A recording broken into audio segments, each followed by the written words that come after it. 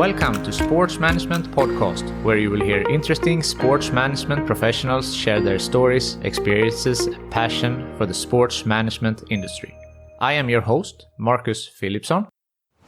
Welcome to episode 87 of Sports Management Podcast.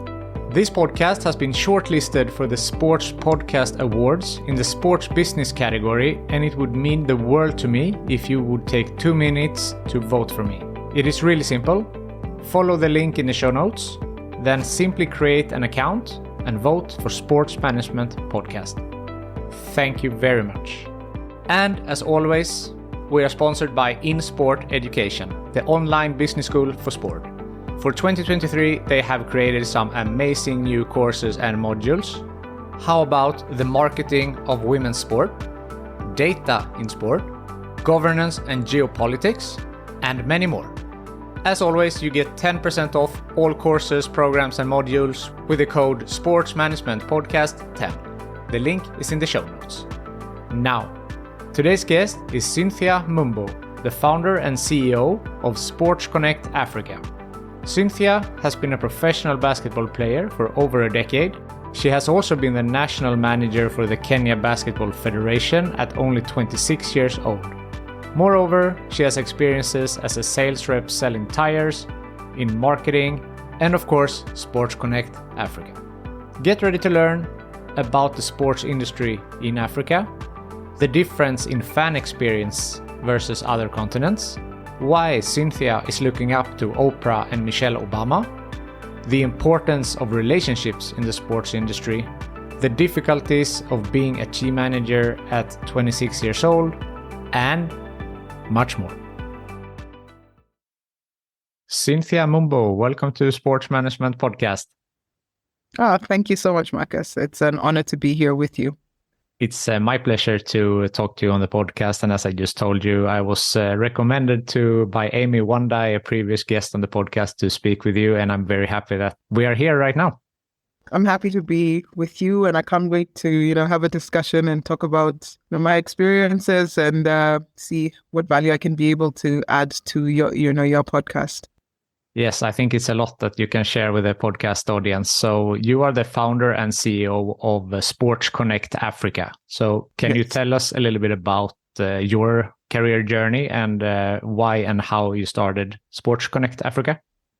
Right. Yes. So Sports Connect Africa first is a consultancy that focuses on commercial, solutions for the African continent. So if you're in Nairobi or in Johannesburg or wherever, and you're looking for solutions that, reflect on the African continent, then we offer that.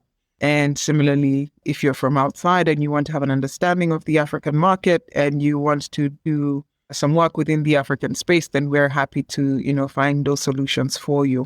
So generally, I'm like every other person who works in sports, crazy about sport. For my background, sport is basketball, and I used to sprint when I was much younger. And I got myself into this space of sports and sports business because I didn't make it in sports.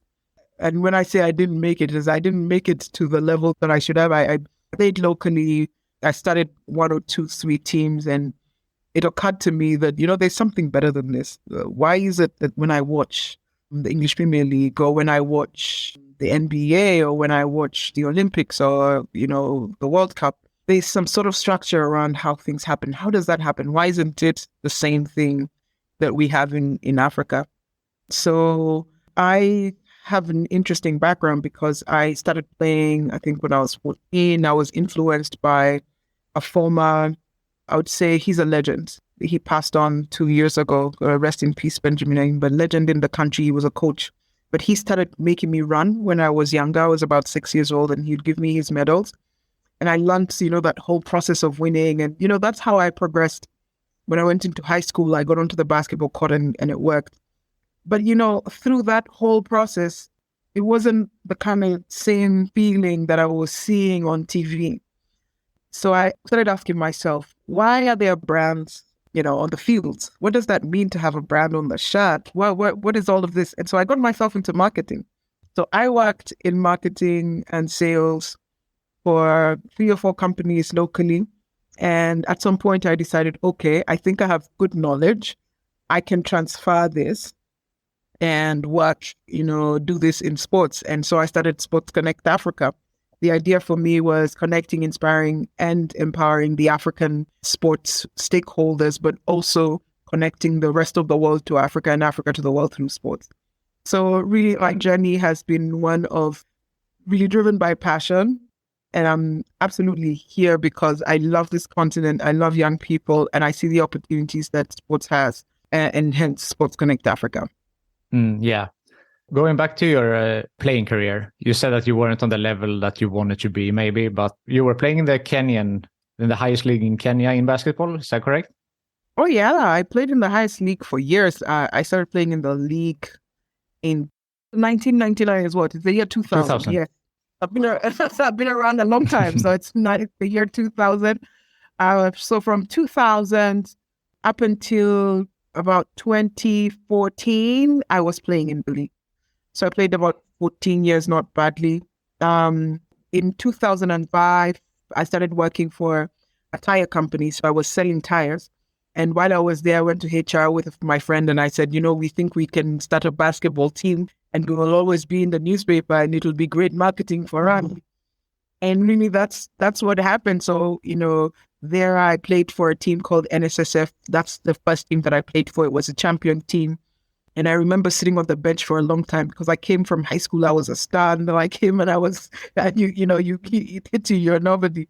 But I never gave up. And giving up is not really something that I don't believe in giving up. You just take yourself and keep going.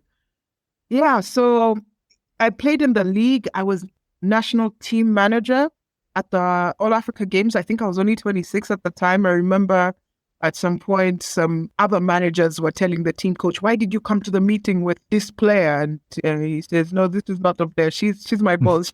She's the lead manager." I started off, a long time ago, and really got excited about the whole base of the pitch of the basketball court. Yeah. So what was the end goal as a player? Was it playing in the UK or in WNBA, or what was? I mean, for you to feel like you made it. For me, the dream was the NBA. I mean, and of course, it's the WNBA in this case, but I was so driven by what the NBA had and how the NBA worked. And I used to look at Kobe Bryant and, Michael, and especially Kobe Bryant. But of course, Michael Jordan was my first influence. And then, Kobe and the way he used to play. And I used to watch, what do you call this? NBA action. And I mean, I think you can see it in my face. I was so excited about NBA action and everything. It was so exciting for me. I really just wanted to get to that level. And I think I was a really good athlete. I ran 100 meters in 12 seconds. I was really good. But I wasn't discovered and it didn't go anywhere. But then there was also this question of, why do I have to go out there?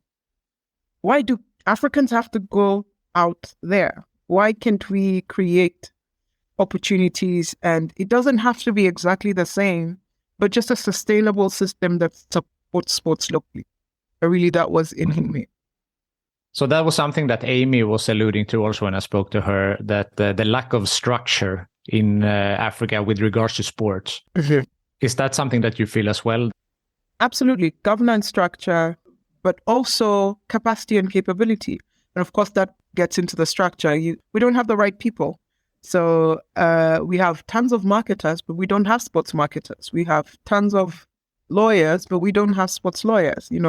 We have tons of accountants, but very few understand sports finance or sports, the money around sports or the strategy around. We have enough strategists, but very few understand sports strategy and the business element and that whole space.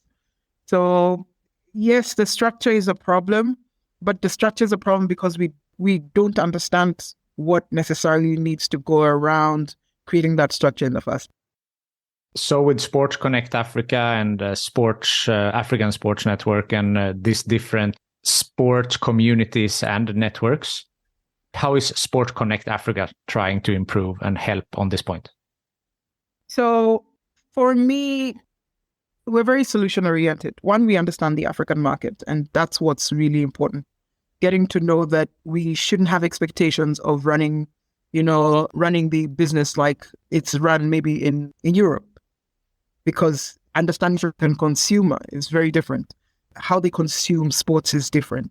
It could be similar, but there's differences. Their disposable income, access to infrastructure and things like that is different. So for us, it's about understanding the market that we're in.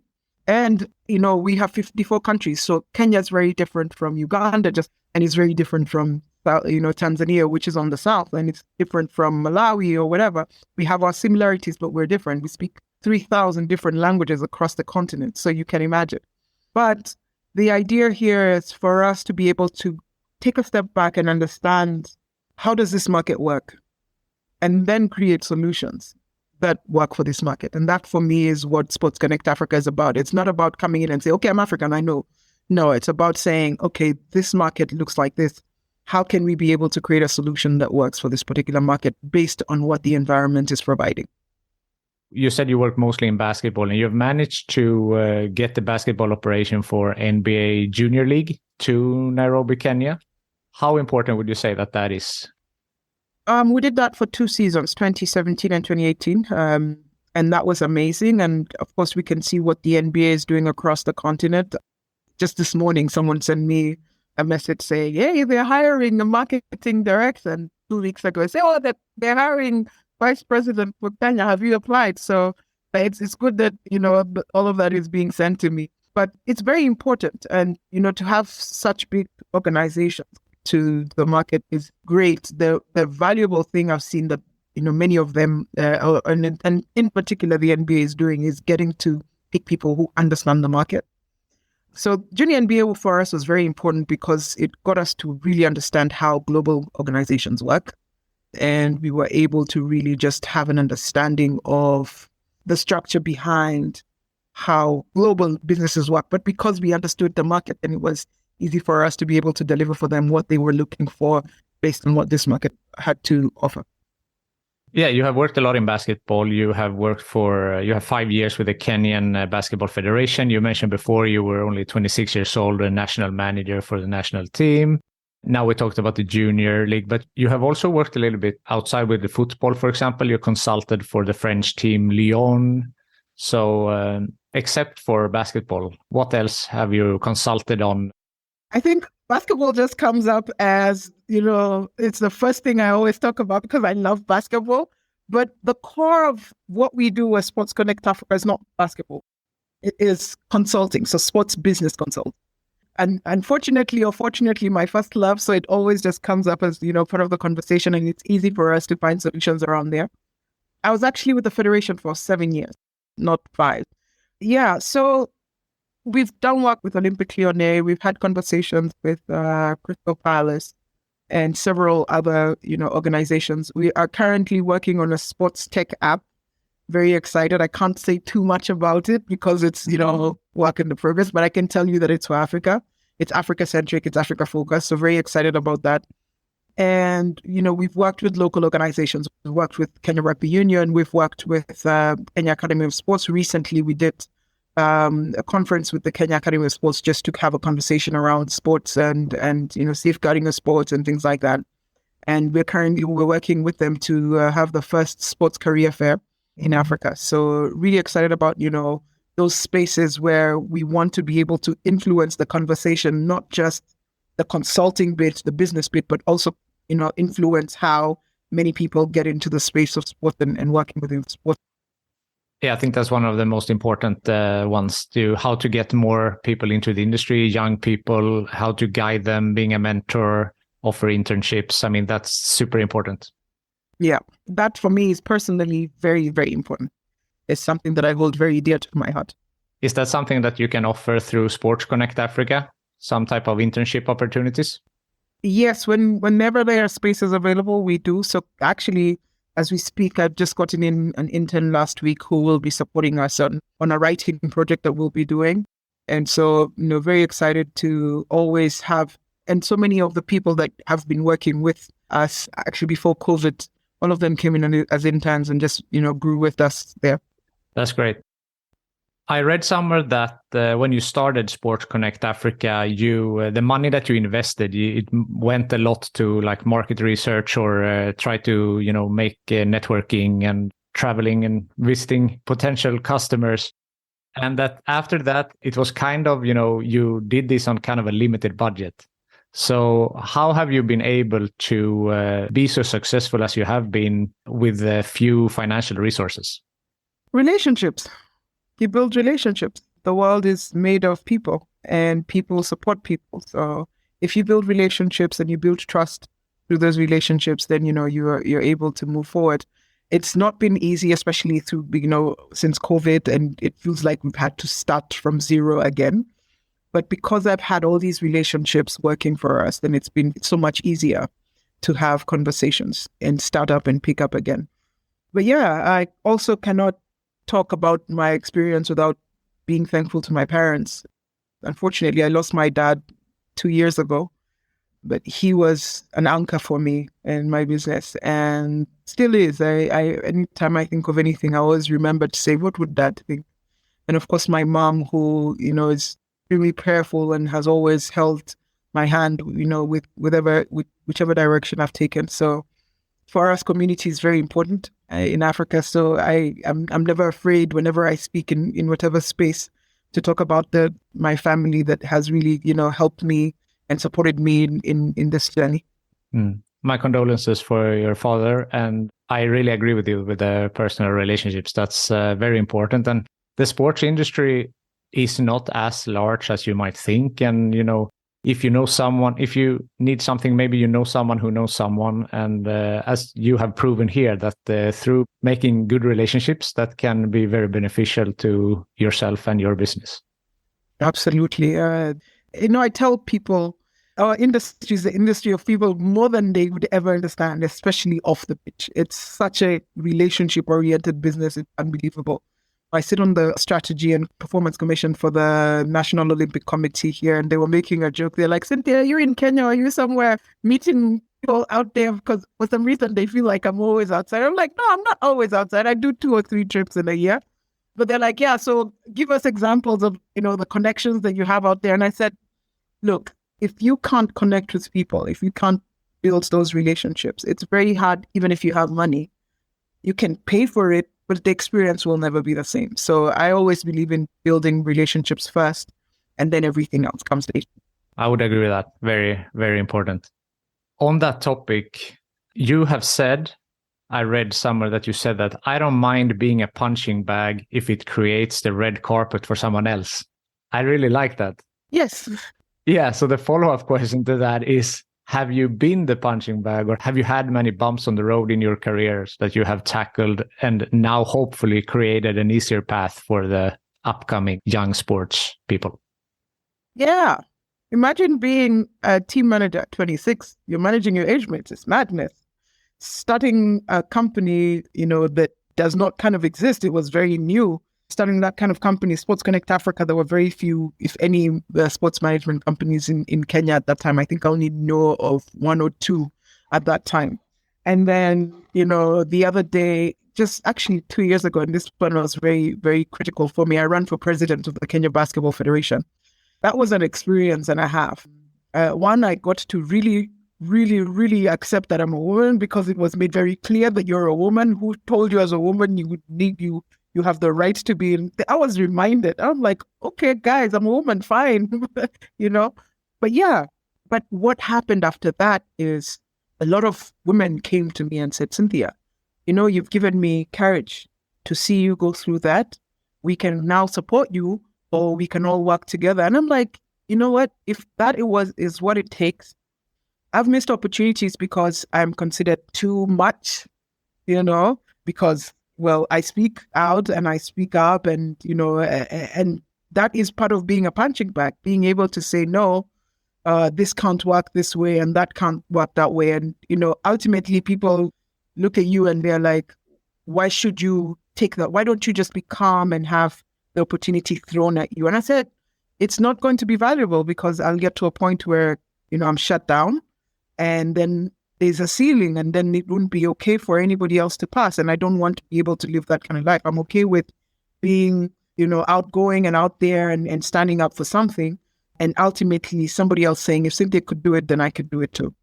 But isn't that really the problem with women in sports generally, how you are perceived? That you are not being listened to as much as the men. And then when you speak up and when you're, taking charge and you are applying for these positions, then you're seen as too loud. Yeah, generally that's the sentiment that we get as women. I've been told by other women, you need to calm down. I'm like, I don't know, maybe would you have told Oprah to calm down? I say this all the time. I'm like, would you have told Oprah to calm down?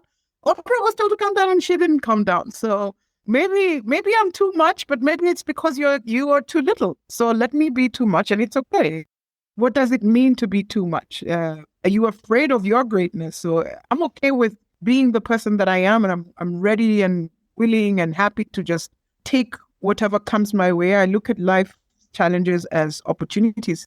And if it means that someone can look at me and say, Cynthia, you're too much, but a girl can look at me and say, Cynthia, you're so much. I want to be so much. Yeah, I like that. Is Oprah a role model for you? Yeah, I find her fascinating. I like the fact that she does what she does. She's done what she's needed to do. And also, Mrs. Obama is somebody that I look up to. I like that she's very strong-willed and she stands up for what she believes in very much. I agree. What would be your best advice for young people with ambitions to work in sports? Know what you want and be patient. This industry can be brutal. You're definitely not going to make it overnight, not in this industry. But build relationships. And this is from my sales background. You will get 99% no's. You will get people telling you, no. But as long as you stay persistent, build your personal brand. LinkedIn is there for you to be able to talk about the things that are important to you within the space that you feel is important to you. I read somewhere the other day that the world is filled with human beings who are throwing themselves, out there. So why shouldn't you? Everything that has happened on this planet that is magnificent has happened because somebody chose to do it. So choose to do what you choose to do. You will be judged for it anyway, but, go out there and be significant if that's what you want to be. If you want to be a calm person, be a calm person, but choose what it is that you want to be and follow through with it. I heard there is a sports manager in the US that his name is David Meltzer. And he said this with about saying getting no's, getting rejection. He said, imagine if you knew that after the 47th no, something great would happen. That you would get a yes. How excited would you be for every no? Because that means that you're one step closer to a yes. Yes. And I like that type of mentality. And I see in you seem so positive. And, do you have that type of mindset as well? Oh, absolutely. I sold tires for a living. You can imagine. People change tires once every 4 years. Yeah. So you get a lot of no from the distributor, whereas, this is not the season, and no, this is not it, and that. But ultimately, you get a yes, because at some point, somebody has to change the tires. And I learned from that experience that no's is just no's night. It's just a no right now, but there could be a yes around the corner. And also, sometimes when somebody tells you no, you probably want to understand, why is it a no? Then you take a learning experience from that and build yourself and prepare yourself for the yes. You win or you learn, right? No two ways about it. Fall forward, I always say.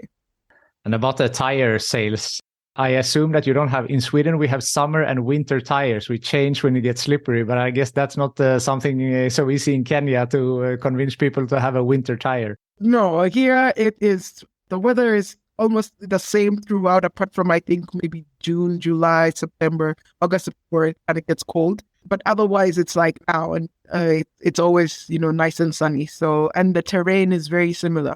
So, but then, with tires, you still have seasons. So you have Easter season when you're traveling, you're telling guys, look, you will be traveling long distance. You need your tire, or this other season. So it's always really about understanding the market, the environment, the opportunities, and selling to people what they need when they need it. You're a saleswoman. You know how to 100%. 100%. Yeah. So you have worked in sales, you have worked in marketing. I think I saw also that you did some journalism jobs early on. You're a writer. You were doing some writing.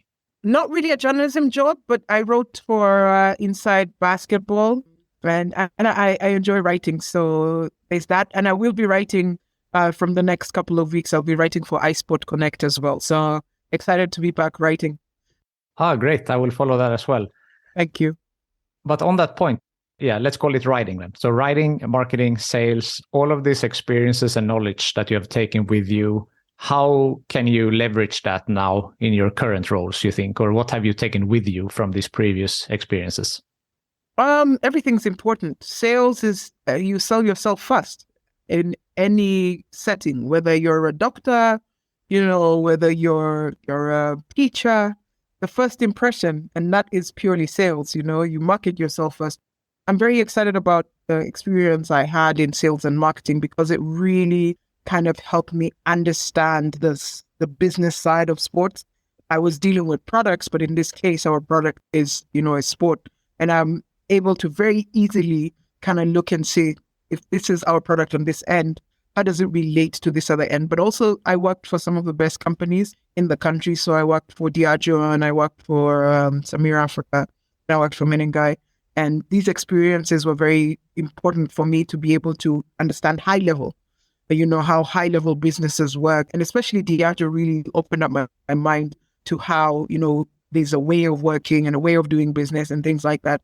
And as I came to my business and I moved all of that and said, if I'm going to position my business, then, what are the learnings that I had from these experiences? Yeah, I believe also that you can bring, every experiences can help you in some way, even if it's a negative one or a positive one. It's something that you take with you. You have the choice. You choose. Is it something that's going to be positive for me or is it something that's going to be negative for me? That's right. I'm very curious because I don't have the greatest insight in the African sports market. I live in Sweden, in Europe, and so my biggest, knowledge is from here. And then just due to the commercialization of American sports, you get that. Now it was just the Super Bowl. So I'm very curious in the differences between the different markets. And we talked a little bit about the government and the structure, but you also said the fan experience is different. So how would you say that the fan experience is different in Africa versus Europe, North America, South America, for example? One, the stadiums are not the same. So that alone is a big difference. The fact that they don't have the same experiences. Many stadiums do not have seating apart from the major ones that are built by the government. So how they experience the game is certainly not the same. You don't have digital experiences in the stadium unless it's on their phone. So I look at it in that way. In terms of the raw ultimate idea of sport, it's the same. Everybody goes to a stadium to watch a game or everybody sits in their house to watch a game. But then, in terms of their share of pockets, what they have as their disposable income is very, very different. So the average African earns what? I would say maybe $10 a day, sometimes even less, So what then do they have to spend on sports? And so if you understand that that's how their share of pocket looks like, how then to create experiences for them that would work with what they have to spend? Because if we look at it and say we're going to create all these crazy things like it is in Europe and wherever, it's not going to work. And so that's what I mean, that the experiences are different because the environment is certainly different. You'll find that a lot of the players also have other jobs. So they are not full-time. Not too many of these footballers, basketballers, and other sports athletes are full-time athletes because the environment doesn't allow for that. So, when I talk about that, that's what I mean. It's not a professional business yet, not in the sense that it is in Europe or it is in America. And so the experiences are definitely different. So those $10, are those compared to the living costs? Is that $10 worth more in Africa? Because otherwise, if you get $10 in America per day, that's below poverty. That's way below poverty. I think minimum wage in America is what, $8 or $9 an hour, something like that. It depends on the state. About 68% of, like I would say in Kenya, 68 to 70% is rural. So urban is not so big, but very influential. So that means that they buy their food from the village. Everything's practically organic. A lot of people still live in their villages, so they grow their own food. So that reduces that.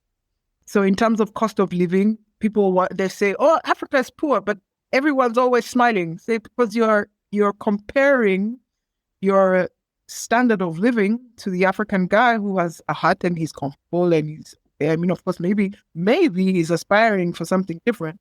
Maybe he's not. Maybe he's just comfortable in that space. But we look at the poverty index based on what is the European standard. So not necessarily the African standard. So it definitely needs to get better. But in terms of just what is available for people work with what they have. And then for the players, you said that many of them are working. So, I mean, the way is it to more sponsorships into the sport or to have it more commercialized? Definitely more commercialized. I think before you get the sponsors, you have to be able to create proper experiences that people can pay for, right? Even if people are paying just $1 to come and watch a game, make sure that experience is worth them coming to watch that game. And so if they're paying you $1, consistently, what that then means is somebody will sit there and say, I want to broadcast this as much as it doesn't look like the English Premier League, but it's content. It's good content. We want to watch this content. And, there's a lot of people in the stadium consistently. And if there's people in the stadium consistently, then the sponsors say, I want to be in that space. So then you have a new way of, making money and generating revenue and things like that. The other thing I want to say is mobile is very powerful in Africa. And I'll talk specifically about Kenya and Nigeria and I would say Ghana, South Africa. Mobile is very, very valuable. Kenya is the leading nation, I think, globally on mobile money. And so, very, very important to understand that as you think about these fans and the experiences, how then can we be able to translate these experiences through mobile, their smartphones and, be able to interact with them and generate revenue through their mobile wallets. I didn't know that. That's very interesting that Kenya is so ahead on the mobile wallets. They're number one in the world. Yeah. That's amazing. Yeah. So you can go and research M-Pesa. So, Pesa is like peso. So M-Pesa, yes, mobile money, and check on Kenya is well ahead. Yes, I would do that. I use my phone. My phone number works like a bank account number. So my ID is connected to my phone number, which then becomes my mobile wallet. And so I can transfer money just the same way I would have a card, but rather than have my bank account, but then also it is connected to my bank. And, it's such a crazy web. It's amazing. Yeah, we have something similar in Sweden. We call it swish, which is supposed to be like when you send something, the swoosh sound that happens. That is something similar. Nice. It's connected to your phone number and so. But yeah, that's interesting. Yeah. So maybe then you can find something for the fan experience through mobile. I just talked about us working on an app, something. Okay. So there's something coming. It's going towards that direction. I see. That sounds very, very interesting, and I will definitely be following that. And I hope there is the Sports Tech Awards every year. So yes, I sat on the board of the Sport Tech Awards. I've been around. Oh no, I didn't know that. But what I meant was that maybe you should apply with this app that you're working on. As soon as we're ready to get out there with it, definitely I'm going to be throwing it to anyone that's ready to hear about it. That's great. Looking forward to that. Thank you. Approaching the end here, is there something that I haven't asked you that you want to mention? Just to encourage young people to believe in themselves. It's been years for me, and it's fun. I enjoy what I'm doing. I can't imagine myself in any other space. So don't lose focus. Just stay focused and enjoy. To everyone else out there, Africa is open. We're ready to listen and we're ready to learn as well, but we're ready to share and to do business in Africa. The last question that I ask everyone is, if you can choose the next guest on this podcast, who do you think I should talk to? I think you should talk to Hisham El Amrani. Hisham El Amrani is the former CEO of CAF, and he's currently, so all that great, amazing work that you have seen going into Morocco, he was behind all of that years ago. So he was in charge of the Moroccan bid for the World Cup. He currently is consulting for Saudi Arabia. So we're seeing Saudi Arabian football something happening there. He's one of the most experienced and amazing people I know. And I think he'd be a great addition to your podcast, somebody who can have a conversation with. with the rest of the world and really inspire Africans. He's an inspiration to me for sure. Yeah, that sounds very interesting. Cynthia, thank you so much for taking the time to be on the Sports Management Podcast. Thank you so much for having me. I really have enjoyed the time with you. Thank you so much. Thank you for listening to the Sports Management Podcast. Please hit the subscribe button so you don't miss out on any upcoming episodes. Also, feel free to leave a comment about what you thought about this episode. If you want to get in contact with me, send an email to sportsmpodcast@gmail.com or hit me up on Facebook, Twitter, or Instagram @sportsmpodcast.